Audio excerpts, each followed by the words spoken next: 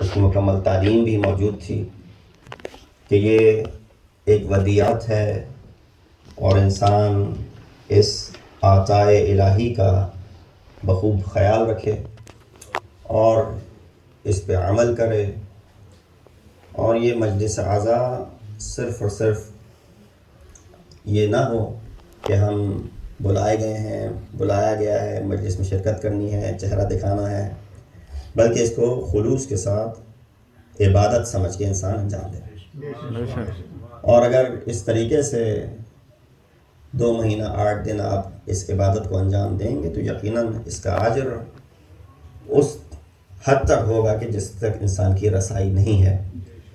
ولو ان کے کوئی شخص یہ کہہ سکتا ہے کہ ہمیں اجر کی ضرورت نہیں، یہ اس میں شرکت ہی خود باعث اجر ہے، یہ مجلس اعضا میں آنا ہی ایک توفیق الہی ہے، تو اجر اس کا ملے نہ ملے اس کی کوئی ہمیں پرواہ نہیں ہے، کیونکہ ہم تو اس کے ماننے والے ہیں کہ جو عبادت الہی بھی اس لیے نہیں کہ طمعاً فی الجنہ، کہ اس کو جنت کی کوئی طمع ہو، یا خوفاً من النار، یا جہنم میں جانے کا کوئی خوف ہو، بلکہ وہ عبادت اس لیے کرتا ہے کہ وجدت اہلا لک، کہ میں نے تجھے اس عبادت کے قابل سمجھا تاکہ میں تیرا شکر ادا کر سکوں، لہٰذا میں تیری عبادت کرتا ہوں۔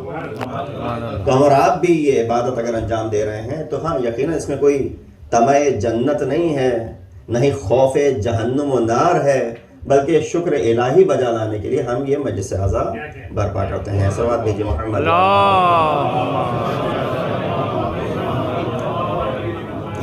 ان آیات کی تلاوت کا شرف حاصل کیا۔ قرآن کا مشہور و معروف اور مختصر ترین سورہ ہے، لہذا سورہ مختصر ترین میں نے چنا ہے، اس کا مطلب یہ نہیں کہ مجلس مختصر ترین ہوگی۔ اس میں صرف 3 آیات ہیں، اور وہ الفاظ جو خدا نے دوبارہ کبھی استعمال نہیں کیے وہ اس میں استعمال کیے گئے۔ سب بچوں کو یہ سورہ یاد ہے، ابتدا ہوتی ہے کہ انا اعطیناک الکوثر، اے حبیب ہم نے آپ کو کوثر عطا کی، فصل لربک وانحر، اب آپ اللہ کی بارگاہ میں نماز بجا لائیں اور اس کی راہ میں قربانی کریں، ان شانئک هو الابتر، بے شک آپ کا دشمن ہی ابتر ہے۔ اور کیونکہ لہجہ گفتگو میں اللہ ایک طریقے سے رسول اکرم پر اپنی عطا کا تذکرہ کر رہا ہے، اور لفظ اعطینا کا خود اس بات کی نشاندہی کر رہا ہے کہ اللہ کچھ دے رہا ہے، تو دینے اور لینے کے اس مرحلے کو اللہ نے چاہا کہ دوبارہ تذکرہ نہ کرے۔ کیوں؟ جب آپ کسی کو کچھ دیتے ہیں تو دوبارہ تذکرہ کرنے سے ہو سکتا ہے اس کے چہرے پہ شرم آئے کہ میں نے تمہیں کچھ دیا تھا، تو اگر اللہ چاہتا ہے کہ حبیب کو وہ دے دے اور دوبارہ اس کے چہرے پہ وہ شرم نہ آئے کہ میں نے کچھ تمہیں عطا کیا تھا، تو گویا اللہ نے دوبارہ ان جملوں کو ریپیٹ تک نہ کیا، اور دوبارہ ریپیٹ کرنا تو دور کی بات تھی، ان الفاظ کو دوبارہ پورے قرآن میں تکرار تک نہ کیا۔ یعنی یہ معجزہ، اگر قرآن کا کچھ اور معجزہ کسی کو نظر نہیں آتا تو یہی سب سے بڑا معجزہ ہے قرآن کا، کہ مختصر ترین سورے میں جس میں مختصر ترین آیات ہیں، مختصر ترین الفاظ کا استعمال ہے، ان الفاظ کو دوبارہ استعمال تک نہ کیا۔ 5 ایسے الفاظ ہیں، آتینا کا قرآن میں دوبارہ اس طریقے سے استعمال نہیں ہوا، الکوثر قرآن میں دوبارہ استعمال نہیں ہوا، شانئکا ونہر قرآن میں دوبارہ استعمال نہیں ہوا، فصل لربک ونہر ان شانئکا هو الابتر، ابتر قرآن میں دوبارہ استعمال نہیں ہوا۔ گویا حبیب الہی کے لیے خداوند متعال نے وہ عطا کا بندوبست کیا اور کہا عطا کرنے کے بعد سے ہم نے بھول گئے کہ ہم نے تمہیں کچھ دیا تھا، گویا دوبارہ زبان پہ ان جملوں کو نہ لایا جائے۔ اس سے ہم اور آپ کیا سیکھتے ہیں؟ آئے دن کوئی نہ کوئی آپ سے کوئی مدد طلب کرتا ہے، کمک مانگتا ہے، کسی کی اگر آپ نے مدد کی تو اللہ کی اس خلق کے اوپر عمل کرو جس طریقے سے حبیب کو ساری دنیا دے دی لیکن دوبارہ ان الفاظ کی تکرار نہ کی۔ تم بھی اگر کسی کی مدد کرو تو دوبارہ ان الفاظ کی تکرار نہ کرو۔ صلوات بھیجیے محمد والے محمد۔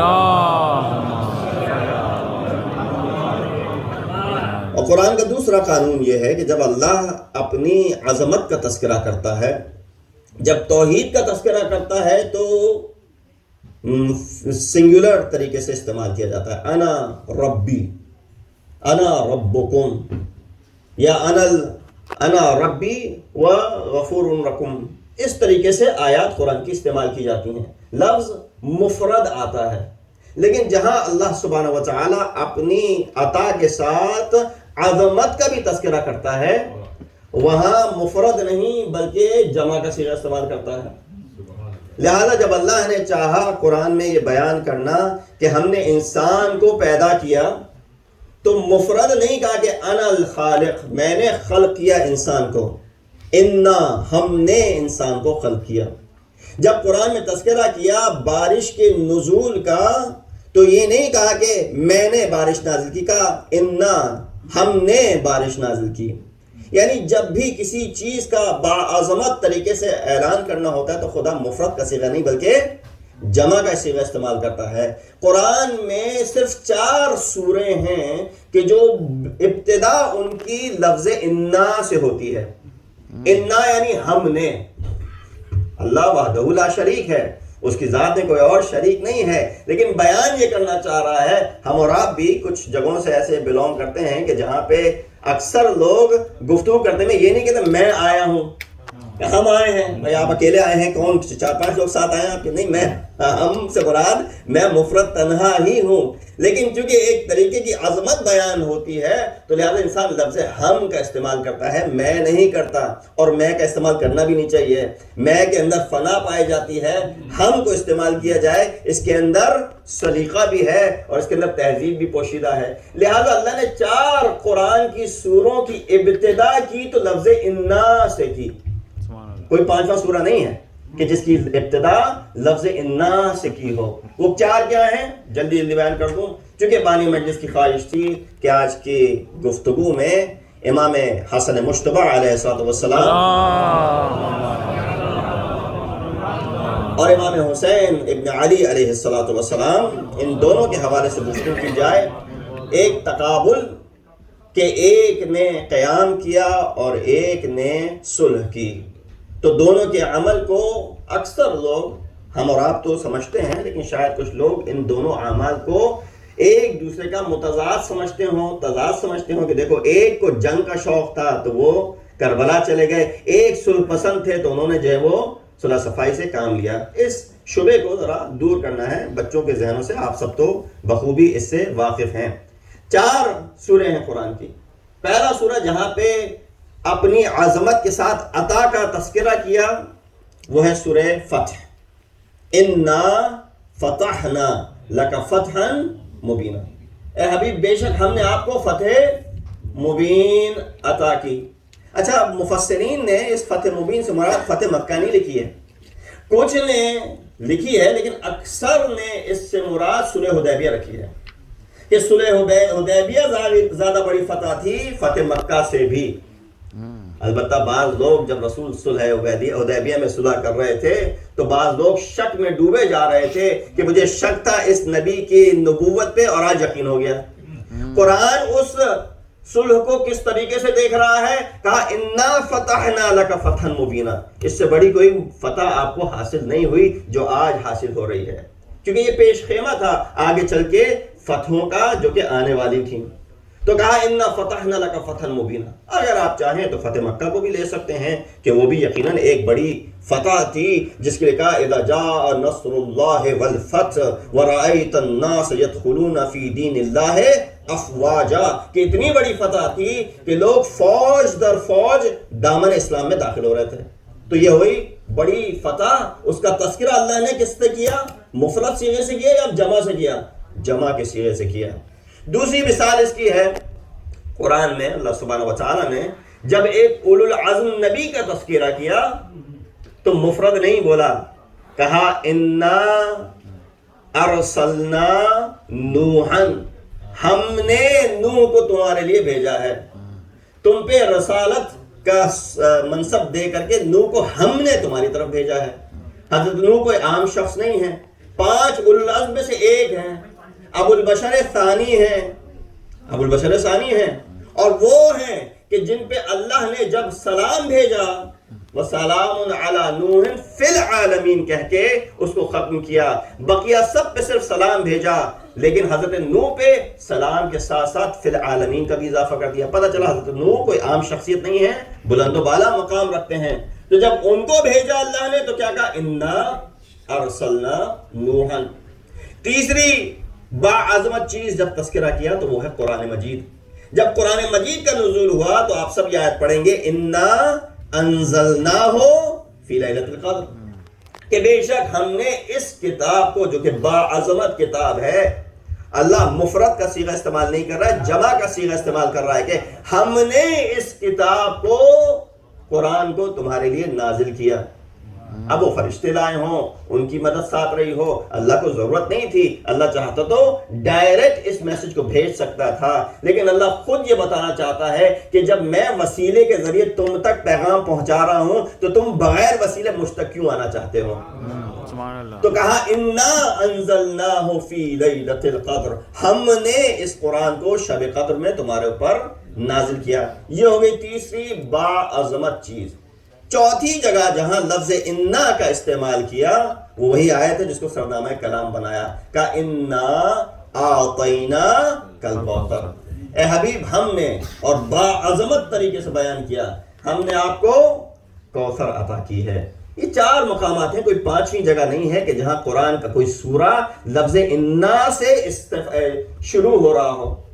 اب اس کی حکمت کیا ہے ان چار کی, آپ دیکھ لیجئے. ایک بڑی فتح مبین ہے, ایک نبی اولو العزم ہے, ایک قرآن مجید کا تذکرہ ہے, اور چوتھا کوثر.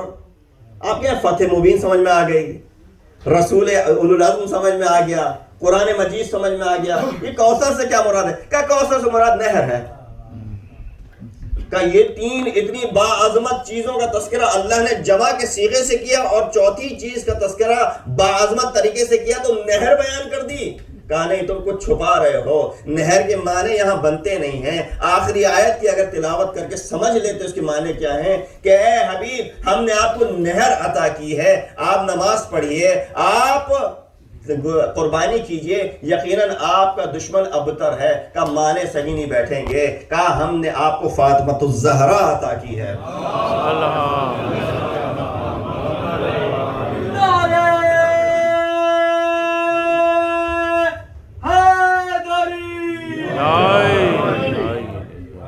تو اس وجہ سے اللہ نے انا کا, لفظ انا کا استعمال کیا ہے.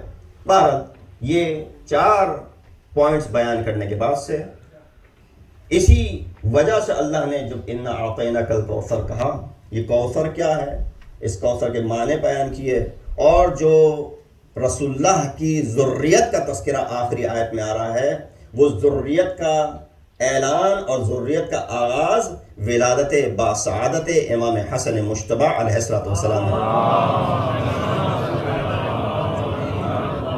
لہذا آپ دیکھیے کہ ولادت امام حسن مجتبی ہے کہ جہاں سے اس وعدے کی وفا ہو رہی ہے کہ اے حبیب ہم نے آپ کو کوثر عطا کی اس لیے کہ آپ کا دشمن ابتر ہے. لہذا دیکھیے جب امام حسنین کا تذکرہ آتا ہے تو کچھ لوگ یہ کہتے ہیں کہ امام حسن صلح پسند تھے اور امام حسین کوئی خاص صلح پسند نہیں تھے, اور یہ تقابل کیا جاتا ہے بیجا. در حالی کہ اگر آپ امام حسن کو امام حسین کے مقام پہ رکھ دیں تو وہ بھی وہی کرتے جو امام حسین نے کیا, اور امام حسین اگر بڑے بھائی کی جگہ ہوتے تو وہ بھی وہی کرتے جو بڑے بھائی نے کیا.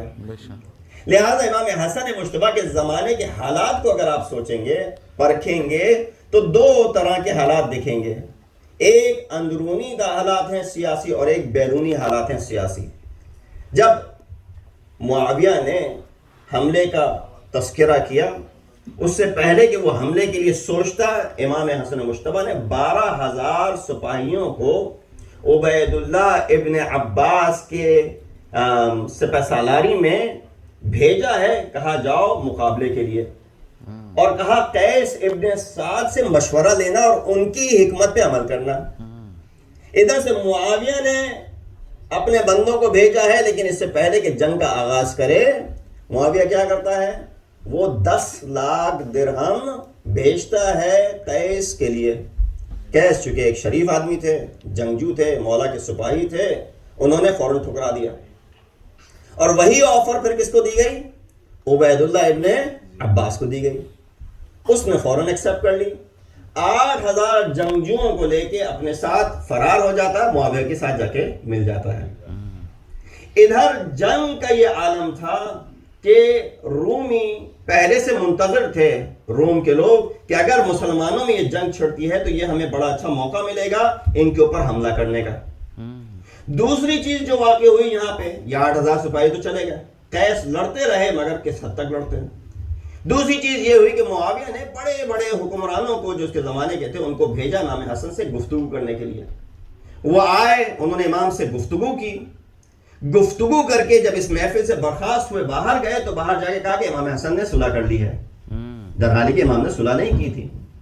اس کا رد عمل یہ ہوا کہ خود امام کے چاہنے والوں نے امام پہ حملہ کیا، یہاں تک کہ امام کی جان بچائی گئی، اور امام پھر وہاں سے نکلتے ہیں، رستات نامی جگہ ہے، امام ادھر کا رخ کرتے ہیں، اور اسی راہ میں ایک شخص امام پہ حملہ آور ہوتا ہے، امام کی ران پہ خنجر لگتا ہے اور جس سے امام زخمی ہوتے ہیں۔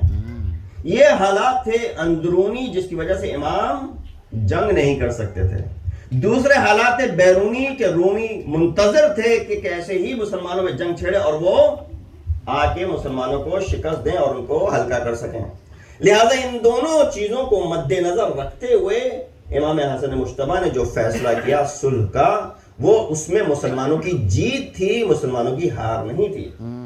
امام نے جو شقیں اس صلح نامے میں لکھوائیں، اس میں ایک شق یہ تھی کہ معاویہ اللہ اور رسول کے احکامات پہ عمل کرے گا اور اپنے بعد مجاز نہ ہوگا کہ کسی اور کو یہ حکومت دے، لہذا اس طریقے سے ابھی حکومت اس کے ہاتھ میں ہے، مسلمانوں کے درمیان کوئی جنگ نہ چھڑنے پائے۔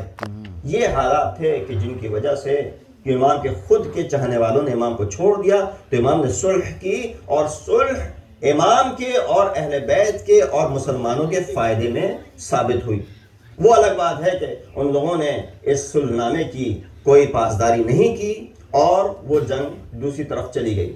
لہذا جب آپ دیکھیے کہ امام حسن کا مقام وہ ہے کہ رسول اللہ یہ کہتے ہوئے فرماتے ہیں کہ ابنائے ہادان امامان قاما او قائدہ، یہ دونوں میرے فرزند امام ہیں، چاہے وہ کھڑے ہو جائیں چاہے وہ بیٹھ جائیں۔ رسول پہلے سے ہی اس بات کی گواہی دے رہے تھے کہ ان میں سے ایک کھڑا ہوگا وہ بھی مشیت خدا ہوگی، ان میں سے ایک بیٹھ جائے گا وہ بھی مشیت خدا ہوگی۔ تو سوچنا نہیں کہ کون مشیت خدا پہ عمل کر رہا ہے اور کون نہیں کر رہا۔ لہٰذا بعض اوقات یہ ذہن میں چیزیں آتی ہیں، عصمت اور طہارت کی بات ہے نا، تو اللہ نے آیت نازل کر دی انما یرید اللہ لیذھب عنکم الرجس اہل البیت، کہ اللہ چاہتا ہے، اس کا ارادہ یہ ہے کہ اہل بیت کو پاک و پاکیزہ کر دے۔ جب مان لیا کہ ہاں اہل بیت اس سے مراد ہیں تو فوراً اشکال یہ کیا، اس کا مطلب یہ کہ پہلے پاک نہیں تھے، اب اللہ پاک کر رہا ہے، ارادہ اللہ کا اب ہو رہا ہے۔ ہم آپ کی اگر یہ منطق مان بھی لیں تو سوال یہ ہے کہ یہ آیت کب نازل ہوئی؟ یقیناً یہ آیت نازل ہوئی ہے جب حسنین پاؤں چلنے کے قابل ہیں۔ کیوں؟ حدیث کے ساتھ آپ نے سنی ہوئی ہے، امام حسن چل کے آئے، امام حسین چل کے آئے، اگر چلنے کے قابل ہیں تو 3 یا 4 برس کے رہے ہوں گے۔ 3-4 برس کے امام حسنین کب تھے؟ 7 یا 8 ہجری میں۔ 3 میں اگر ولادت ہے امام حسن کی تو 7 یا 8 ہجری کی بات ہوگی، اس وقت یہ آیت نازل ہو رہی ہے۔ اس وقت اللہ یہ آیت نازل کر رہا ہے انما یرید اللہ۔ اس میں کون کون شامل ہیں؟ اس میں رسول ہیں، اس میں فاطمۃ الزہرا ہیں، کیوں کہا وَأَبُوهَا وَبَعْلُهَا وَبَنُوهَا، تینوں کا تذکرہ کیا، جناب سیدہ کو مرکزیت دی، ابو کا تذکرہ کیا، بعل کا تذکرہ کیا، بنو کا تذکرہ کیا، یہ 5 ہیں کہ جو اس کے اندر موجود ہیں۔ سوال یہ ہے امام حسن اس آیت کے نزول کے کتنے سال تک زندہ رہے؟ اگر 7 ہجری میں یہ آیت نازل ہو رہی ہے، 50 ہجری میں امام کی شہادت واقع ہو رہی ہے، تو میتھ آپ خود کر لیجئے، 43 سال تک امام اس آیت کے زمرے میں پاک و پاکیزہ ہیں۔ اور رسول اللہ کتنے سال تک زندہ رہے؟ اس آیت کی روح سے رسول اللہ 4 سال تک زندہ رہے۔ تو اگر حرف آئے گا کسی کی پاکیزگی پہ تو حسن کی پاکیزگی زیادہ طولانی ہے رسول کی پاکیزگی پہ۔ تو آپ یہ سوال کبھی نہیں اٹھا سکتے کہ رسول 4 سال تک پاکیزہ رہے اور حسن 43 سال تک پاکیزہ رہے۔ دوسری مثال اس کی یہ ہے کہ آپ نے رسول کی نبوت کو تو مان لیا لیکن علی کی ولایت کا انکار کیا۔ رسول نے نبوت کا اعلان اس آیت کے نزول سے پہلے کیا تھا، اور رسول نے علی کی ولایت کا اعلان اس آیت کے نزول کے بعد کیا ہے۔ آپ نے رسول کی اس پہ تو عمل کر لیا کہ رسول نبی ہیں، جو آیت تطہیر کے نزول سے پہلے حکم آیا تھا۔ بقول آپ کے رسول اس سے پہلے پاک نہیں تھے، پاک نہ ہونے کی وجہ سے آپ نے ان کی نبوت کے اعلان کو تسلیم کر لیا، لیکن پاک ہونے کے بعد سے آپ ان کی ولایت کا اعلان کو تسلیم نہیں کر رہے ہیں۔ صلوات بھیجئے محمد وعلی